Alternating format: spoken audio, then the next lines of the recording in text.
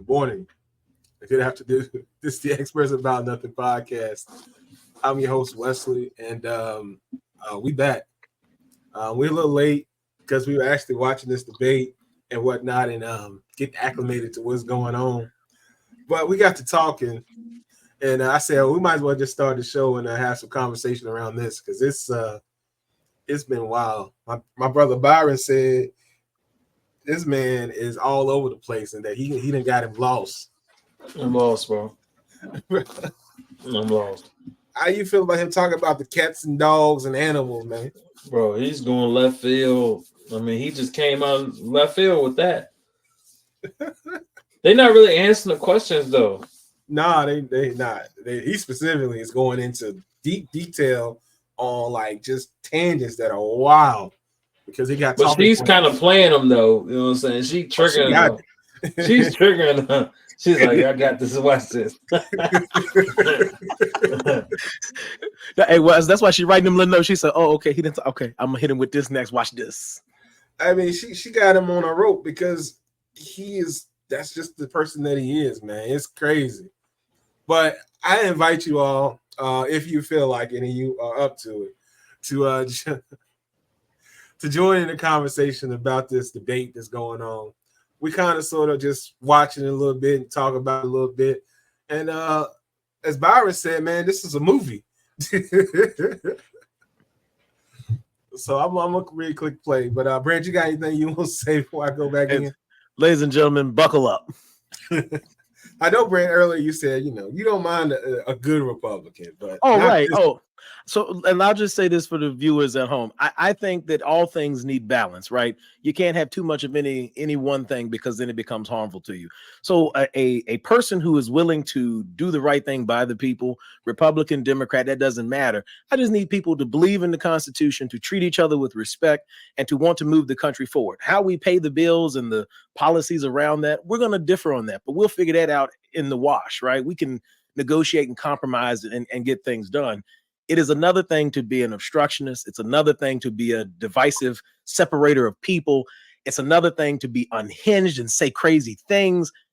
That's not who we are as a people. At least I hope that's not who we are. I know that sells, as Byron would say, it sells on reality TV. And in a lot of cases, that's how Donald got elected. He's pitching it real life like it's reality TV. But the problem is you are using 330 million people's lives as a bargaining tool to get power. And there's something wrong with that.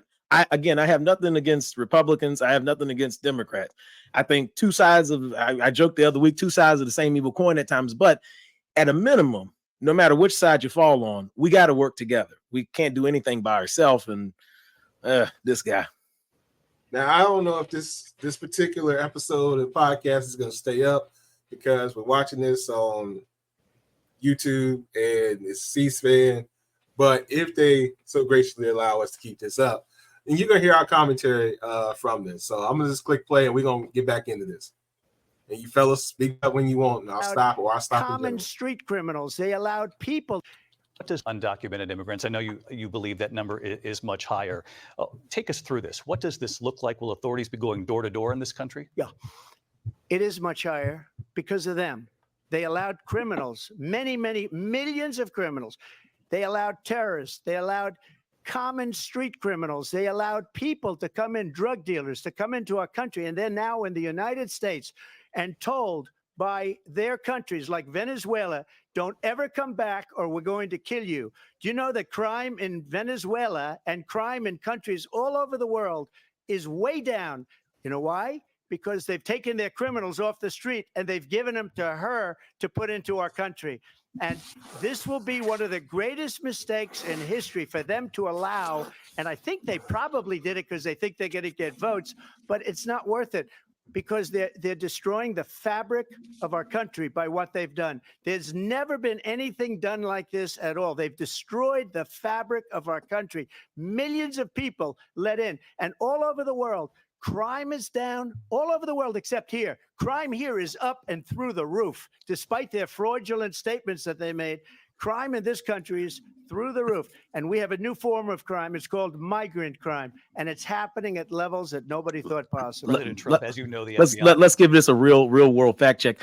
According to the Department of Justice, crime is at a 50-year low. And I like what C-SPAN is doing, because what they're doing, for those of y'all that are not watching C-SPAN, if you're watching this and on ABC, C-SPAN is actually putting up what the question was that was actually asked, and then they're letting it be shown that the people are either answering the question or not answering the question. We can see, we have to hear about how these 11 million undocumented people will potentially be deported. But let's kick it. Says overall violent crime is actually coming down in this country. But Excuse me, the FBI they were defrauding statements. They didn't include the worst cities. They didn't include the cities with the worst crime. It was a fraud, just like their number of 818,000 jobs that they said they created turned out to be a fraud. President Trump, thank you. I'll let you respond, Vice President Harris. Well, I think this is so rich coming from someone who has been prosecuted for national security crimes, economic crimes, election interference, has been found liable for sexual assault, and his next big court appearance is in November at his own criminal sentencing. And let's be clear where each person stands on the issue of what is important about respect for the rule of law and respect for law enforcement. The former vice president called for defunding federal law enforcement, 45,000 agents, get this, on the day after he was arraigned on 34 felony counts. So let's talk about what is important in this race. It is important that we move forward, that we turn the page on this same old tired rhetoric and address the needs of the American people, address what we need to do about the housing shortage, which I have a plan for, address what we must do to support our small businesses, address bringing down the price of groceries. But frankly, the American people are exhausted with this same old tired playbook. Vice President Harris, thank you. Excuse me. Every one of those cases was started by them against their political opponent. And I'm winning most of them, and I will win the rest on appeal. I got 34 counts that say you didn't. Just recently from the Supreme Court. I'm winning most of them. But those are cases, it's called weaponization. Never happened in this country. They weaponized the Justice Department. Every one of those cases was involved with the DOJ, from Atlanta and Fani Willis to the Attorney General of New York and the DA in New York. Every one of those cases. And then they say, oh, he's a criminal. They're the ones that made them go after me. By the way, Joe Biden was found essentially guilty on the documents case. And what happened in my documents case? They said, he didn't go to court. Neither did Vice President Mike Pence. And total. So he's gonna continue on about that, and we'll get back to that in a second. But Byron, they asked the question earlier, and I asked you before, but I want to actually get your actual reaction to it. He said that apparently part of his plan was that he's going to use the National Guard to somehow deport these 11 million people or something like that, right? You haven't served in the Guard, right? Yes. How would you feel about having to execute that job, man? That'd be tough. Try to get all of them out like that.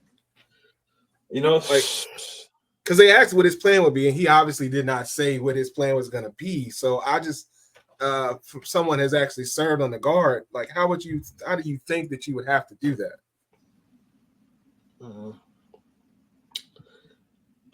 He gonna have to pull a lot of troops to do that. You know, first you got to find these people. These people ain't just gonna be like, hey, you know, come get me. I'm at 123 Drive on this Apple Drive, you know, and people ain't just popping out. You done gave these people money, shelter. They probably ain't even staying there. They probably renting that place out. You know what I mean? For real, man. I'm telling you some wild stuff going on. I ain't telling nobody, you know. But man, it would take a lot of manpower for that. So 11 million, look for 11 million people. Where do you start at? Right. Right. I got one more thing I want to add to this because he mentioned the National Guard, and obviously, Byron, to your point, it would require a lot of manpower. He also talked about co-opting the local police. So Yep. rather than police responding to traffic accidents, real emergencies where people are breaking into people's homes or people are getting abused or whatever, the police are going to be going with the National Guard in some of these areas, helping round up people to deport, not actually serving and protecting their communities. They're going to be busy playing some sort of weird ice cop, but they're not ice cops. They're local police officers working in tandem with the National Guard. Yeah. How that's gonna work? Next thing you know, he's gonna actually go ahead and recruit the local other emergency services as well. You know, he's gonna get firefighters to come in and help out too, bring the trucks and all those other things. The logistics. I hate to say this, but it's almost like the wall idea. Like at some point, you know, what are you gonna do? I see D. Brame has popped in. Yeah, Brame, join the conversation. We were just talking about how. Well, I think you were already here actually, because I think I saw you probably watching Twitch. Yeah, man, we just talking about how, you know, the former president, if he reelected, is gonna be using military services to deport people somehow, some way. And, you know, you had to get Byron's opinion. You can join in and give your opinion on how you would think that you would execute said operation. And I'm gonna pick on Durante for a minute. Durante, Byron is knocking on the door. You driving the truck and busting them out. How you feel about it? I mean, in this scenario, if both these gentlemen were enlisted and this man were to resume the office of president and he got what he wanted, then these gentlemen would have to. And then we didn't even talk about the optics. So say, Byron, you do the legwork, you find out where one of the two of these people are, right? Now imagine you got to knock on somebody's door and maybe they got a whole family. So now there's little kids, little sons and daughters. And now you got to take mom or dad or both, because the kids might be American citizens. You know what I'm saying? So you're going to take the parents, and now what's going to happen with the kids? Kids got to go in the system. Hold on. It gets worse. It gets worse than that, Brent. What parent is going to willingly lead their kids? So they're going to put up some resistance, right? Absolutely. So, hey, now you got to deal with that. Brame said, I'll execute on Call of Duty. Nah, I'm good. All right, let's get back into the, I suppose, show that is this debate. Because victory 2 months ago, it was thrown out. It's weaponization, and they used it, and it's never happened in this country.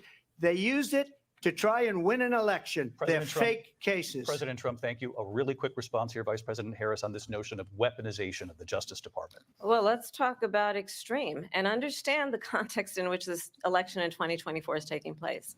The United States Supreme Court recently ruled that the former president would essentially be immune from any misconduct if he were to enter the White House again.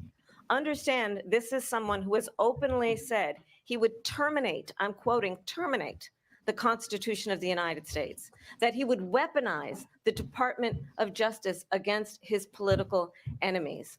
Someone who has openly expressed disdain for members of our military. Understand what it would mean if Donald Trump were back in the White House with no guardrails, because certainly we know now the court won't stop him. We know J.D. Vance is not going to stop him.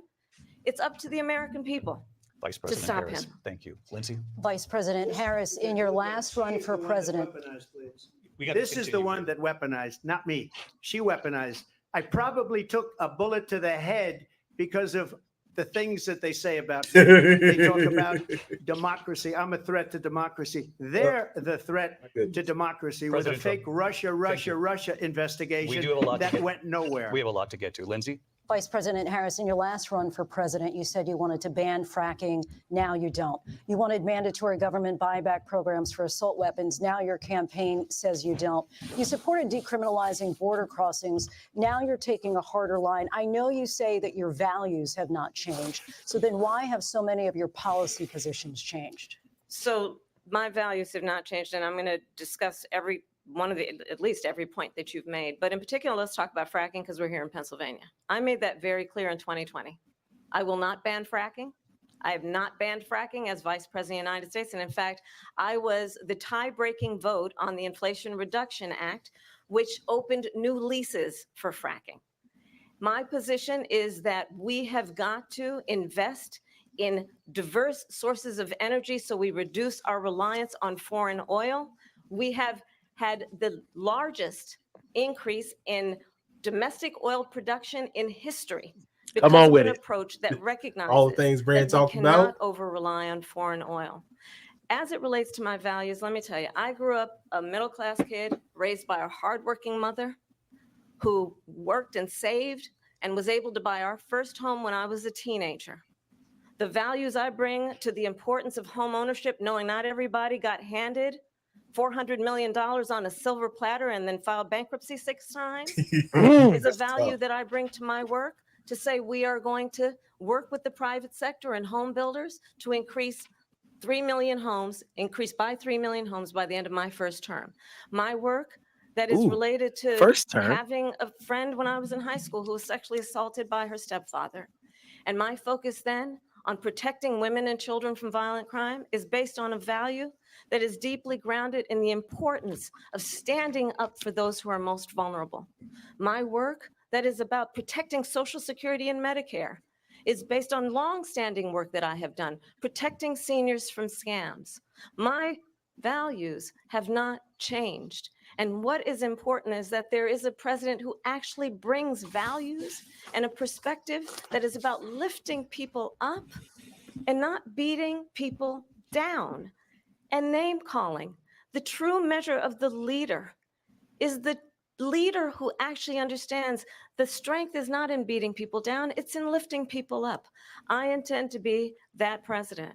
President Trump, your Well, response? first of all, I wasn't given $400 million. I wish I was. My father was a Brooklyn builder, Brooklyn, Queens, and a great father, and I learned a lot from him. But I was given a fraction of that, a tiny fraction, and I built it into many, many billions of dollars, many, many billions.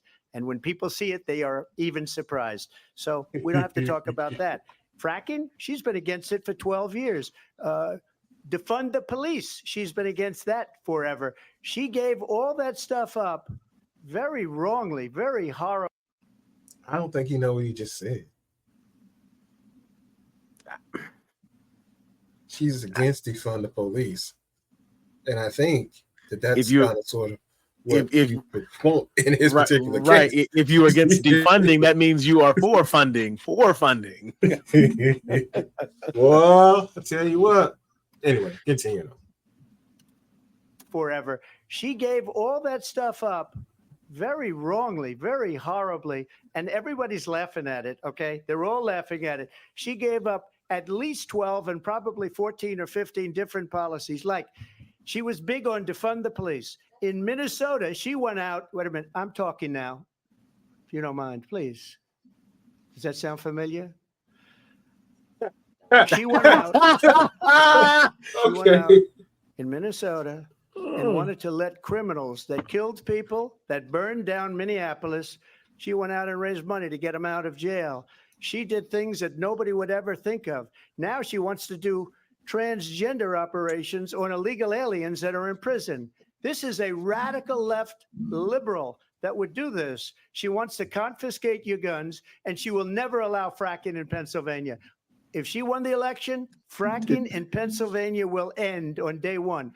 Just to finish one thing, so important. Didn't she say she cast a tie-breaking vote to allow I it to? got the Okay, oil business anyway. going like nobody did, has ever brother. done before.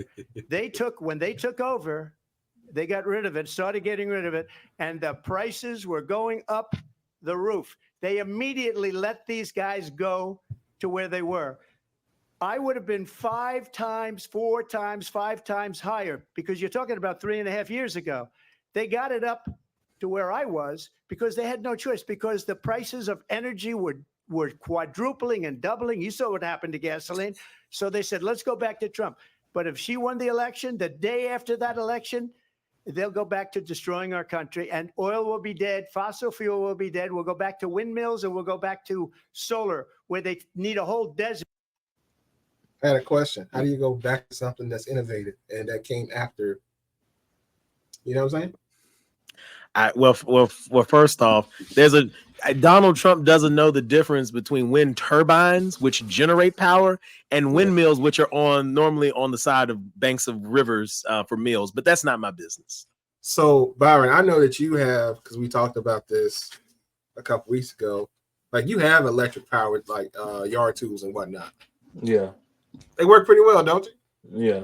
You got much of a problem with them? Nah. Yeah, man. I know, right? It's crazy. But anyway, I would have more, but I just had some technical difficulties with my yard.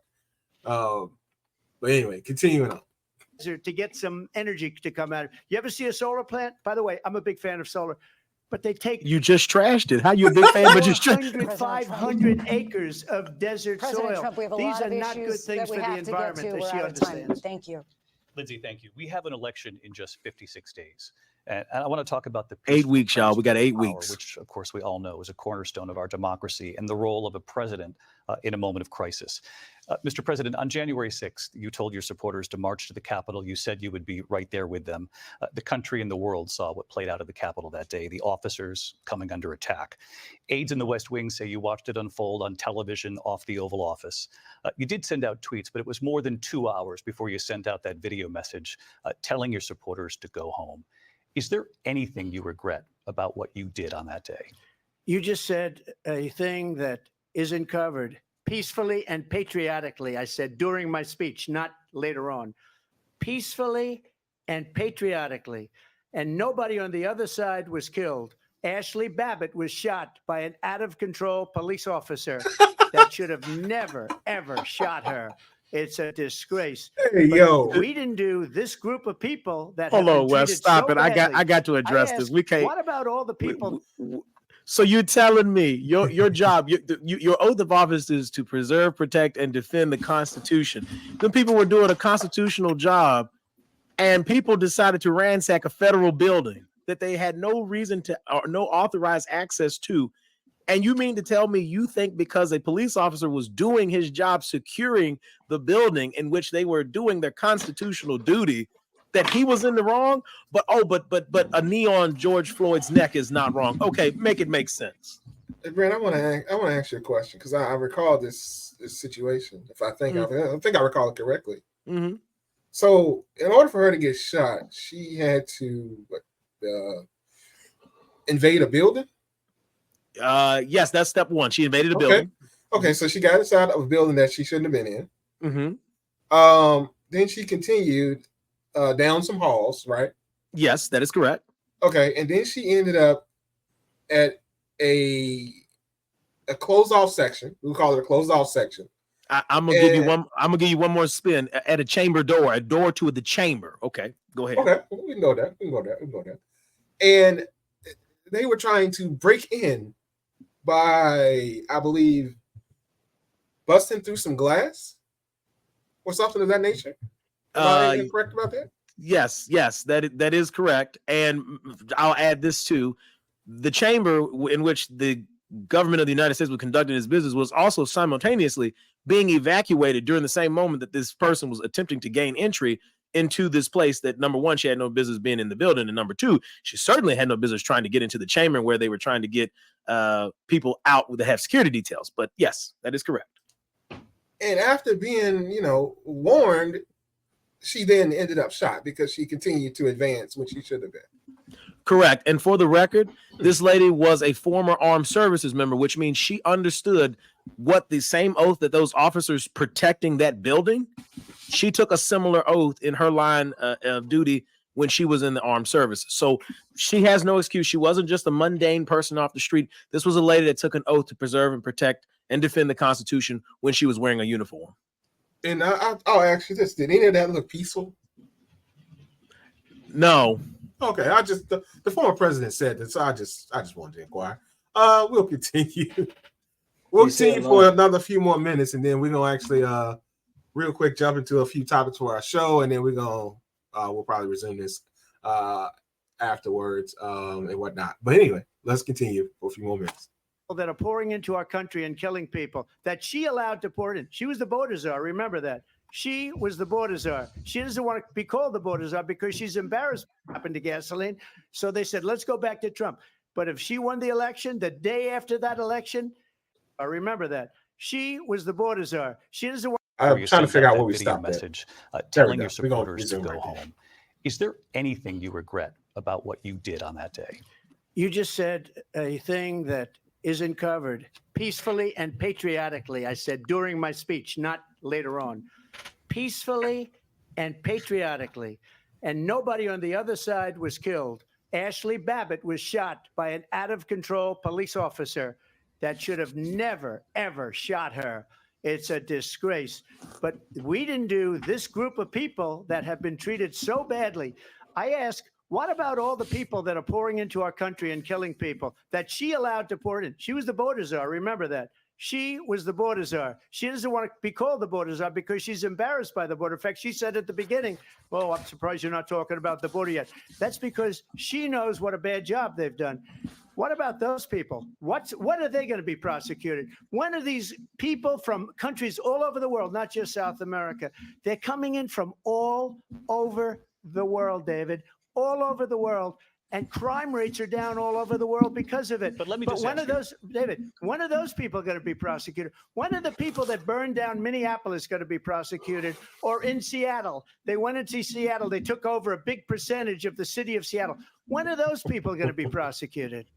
But let me just ask You might ask her that question. You were the president. You were watching it unfold on television. It's a very simple question as we move forward toward another election. Is there anything you regret about what you did on that day? Yes or no? I had nothing to do with that other than they asked me to make a speech. I showed up for a speech. I said, I think it's going to be Peep that. They I asked went to him. Nancy Pelosi and the mayor of Washington, D.C., and the mayor put it back in writing, as you know. I said, this is going to be a very big rally or whatever you want to call it. And again, it wasn't done by me. It was done by others. I said, I'd like to give you 10,000 National Guard or soldiers. They rejected me. Nancy Pelosi rejected me. It was just 2 weeks ago. Her daughter has a tape of her saying she is fully responsible for what happened. They want to get rid of that tape. It would have never happened if Nancy Pelosi and the mayor of Washington did their jobs. I wasn't responsible for security. Nancy Pelosi. So we're going to let the vice president respond, and then we're going to The jump question into was our. about you as president, not about former Speaker Pelosi. But I do want Vice President Harris to respond here. I was at the Capitol on January 6th. I was the vice president-elect. I was also an acting senator. I was there. And on that day, the president of the United States incited a violent mob to attack our nation's capital, to desecrate our nation's capital. On that day, 140 law enforcement officers were injured, and some died. And understand, the former president has been indicted and impeached for exactly that reason. But this is not an isolated situation. Let's remember Charlottesville, where there was a mob of people carrying tiki torches, spewing anti-Semitic hate. Up the road. And what did the president then at the time say? There were fine people on each side. Let's remember that when it came to the Proud Boys, a militia, the former president said, stand back and stand by. So for everyone watching who remembers what January 6th was, I say, we don't have to go back. Let's not go back. We're not going back. It's time to turn the page. And if that was a bridge too far for you, well, there is a place in our campaign for you to stand for country, to stand for our democracy, to stand for rule of law, and to end the chaos, and to end the approach that is about attacking the foundations of our democracy because you don't like the outcome. And be clear on that point. Donald Trump, the candidate, has said in this election there will be a bloodbath if this and the outcome of this election is not to his liking. Let's turn the page on this. Let's not go back. Let's chart a course for the future and not go backwards to the past. Let me just follow. I'm sure he's gonna have a lot to say there, but we're gonna get into the show. That's a good He said stopping it's point. gonna be a bloodbath. Oh yeah, he he said said that.